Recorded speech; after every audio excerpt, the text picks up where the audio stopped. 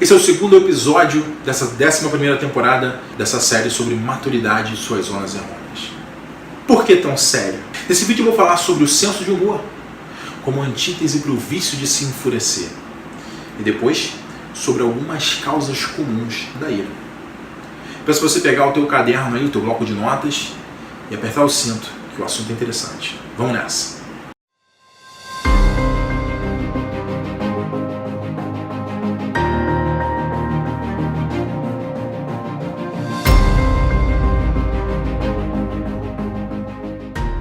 É simplesmente impossível ficar puto da vida e rir ao mesmo tempo.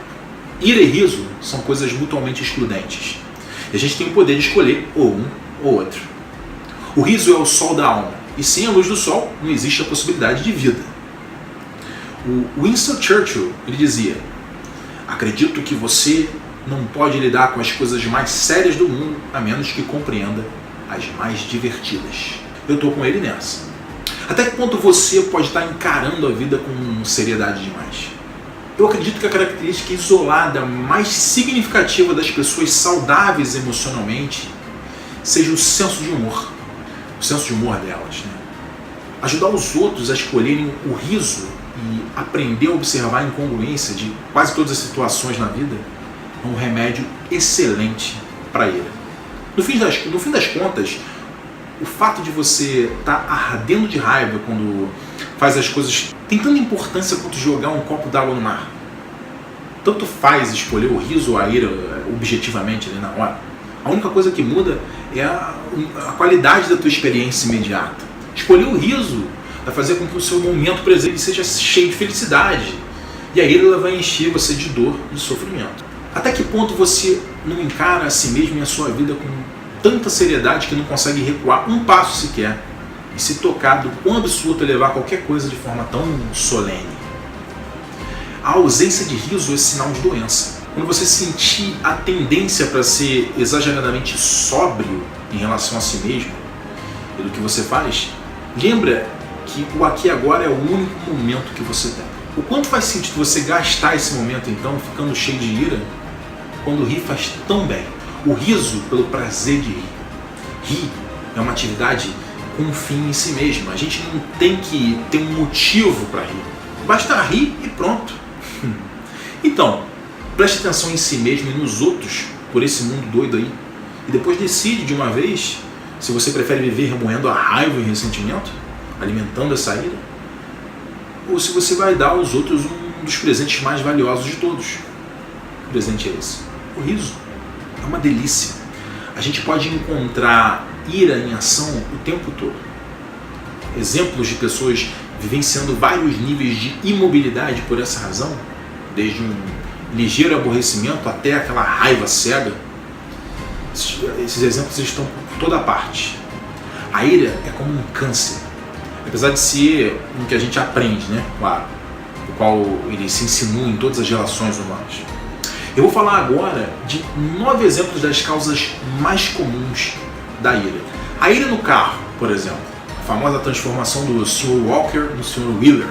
Se você não conhece esses nomes, procure no YouTube um desenho da Disney, do Pateta, né? O Pateta ele é o Sr. Walker e o Sr. Wheeler lá. Ele ilustra perfeitamente o que eu estou dizendo aqui nesse primeiro exemplo. Quanto a gente não vê por aí motoristas gritando uns com os outros por motivos banais aleatórios? Sabe aquele comportamento que aumenta a pulsação quando aparece aquele cara lerdo, roda presa na nossa frente? Ou quando um retardado imprudente esquece de passar no banheiro antes de sair de casa e resolve fazer a obra dele ali para colocar a gente em risco no processo? Então, como motoristas, a gente pode experimentar uma grande dose de raiva e de imobilidade emocional em razão do que a gente diz para a gente mesmo sobre a maneira como os outros deveriam dirigir. Da mesma forma, os engarrafamentos são ambientes ideais para ataques de ira e hostilidade. O quanto não é comum os motoristas berrarem com os passageiros e ainda ficarem resmungando ali sobre o motivo da demora. Tudo isso aí é resultado de um único pensamento. Isso não deveria estar acontecendo e, já que está, eu vou me aborrecer e ajudar os outros a escolherem a infelicidade também. Segundo exemplo aqui agora. O segundo exemplo é a ira nos jogos competitivos. Isso é clássico. O quanto é comum episódios de briga de torcedores aqui no Brasil. E no mundo afora também. Jogos de pôquer, de buraco aí em casa, de sueca, tênis, afins ali. Que são excelentes causadores de úlcera nas pessoas.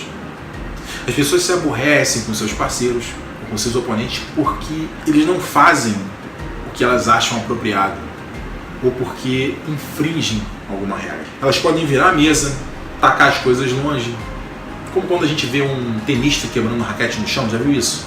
Acontece de vez em quando, parece uma cena. Tudo porque eles cometeram um erro ali. Apesar do fato de que é muito melhor quebrar prato e virar a mesa do que agredir as pessoas e gritar com elas, claro, isso é uma coisa que apresenta do mesmo jeito barreiras para que a gente aproveite o momento presente. É o mesmo significado. O terceiro exemplo agora. O terceiro exemplo é clássico de primeiro ano de casamento. A ira contra coisas que estão fora do lugar. Muita gente nutre raiva de alguém ou mesmo de uma coisa por considerarem que ela está fora do lugar. Por exemplo, o motorista no trânsito pode decidir que o pedestre ou o ciclista não deveria andar ali. Aí ele simplesmente decide tirar o ciclista da estrada. Do dia morreu um aí. Assim, por causa de um motorista de um ônibus jogando em cima dele. Ira desse tipo pode ser bem perigosa. Muitos chamados acidentes resultam desses sequestros emocionais aí, nos quais a raiva não controlada tem essas sérias consequências. Como disse, morreu um ciclista por causa disso.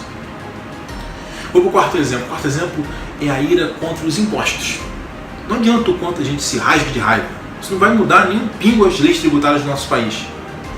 Mas o quanto a gente não escuta as pessoas reclamando por aí, devido aos impostos não serem como elas acham que os impostos deveriam ser. Quinto exemplo. Quinto exemplo é a ira por causa dos atrasados. Se a gente espera que os outros funcionem de acordo com os nossos horários, a gente vai escolher se aborrecer quando elas não conseguirem. E a gente ainda justifica essa ira dizendo: eu tenho direito de estar aborrecido? Ele me fez ficar esperando aqui por meia hora? Olha a besteira. Sexto exemplo aqui agora. Sexto exemplo é ficar irado com a desorganização ou com o relaxamento dos outros, mesmo sabendo que a nossa raiva vai encontrar incontáveis outros que vão continuar se comportando da mesma maneira. Quer dizer o seguinte: a gente pode persistir em escolher a ira se a gente continuar assim. Sétimo exemplo aqui. Sétimo exemplo é a ira por objetos inanimados. A gente pode até xingar uma mãe indeterminada quando dá uma topada com o dedão no chão, mas não faz sentido nenhum dar um soco na parede e quebrar os ossos da mão por causa disso. O oitavo exemplo é a ira por ter perdido algum objeto. O ponto é que ficar indignado não vai fazer a sua chave aparecer, ou a sua carteira, ou o seu celular, ou sei lá, qualquer coisa que você perca. O que você consegue ficando puto da vida é diminuir a tua eficiência na hora de procurar o que você perdeu. Nono exemplo é a ira por acontecimentos mundiais além do nosso controle. Talvez a gente não aprove a política, as relações exteriores ou a economia, sei lá, porém a nossa ira e a subsequente imobilização da gente mesmo por causa dela não vão mudar absolutamente nada no mundo, ainda vão prejudicar a nossa experiência de vida, nossa performance. No próximo episódio eu vou falar sobre as inúmeras faces da ira e eu vou falar também das recompensas que ficar irado fornece aqui, né? E que levam que a gente se sabote ao tentar mudar esse hábito de ficar irado. Deixa aquele app aqui embaixo com forma de braço de força nos comentários, tá bom? Se esse vídeo contribuiu com você significativamente, tá? E se você puder, compartilha com os amigos. Até o próximo vídeo. Força e honra!